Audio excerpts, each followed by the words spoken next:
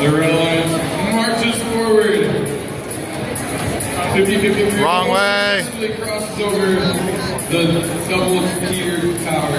Oh! Ooh, hear that? The no crossing. Oh, it's not moving. That's us. 57-84 is in the zone. They're lined up. It looks like they're trying to take a shot. Then they put one up. 50-84 doubles winning the low goal.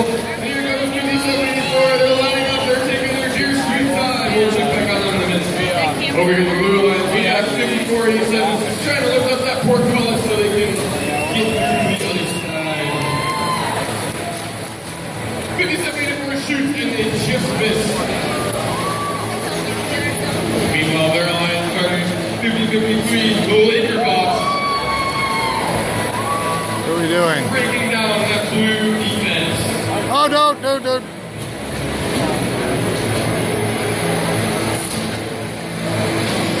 50-84, trying to move that Sally Morgan. There goes the door. 50-53 still trying to get over the hump. There they go. Oh, they go airborne. As does 54-87 for a brief moment. You're on the ball. Safe zone. You're on the ball. You're trying to roll it over. Quite sure what, but I'm sure they're enjoying it.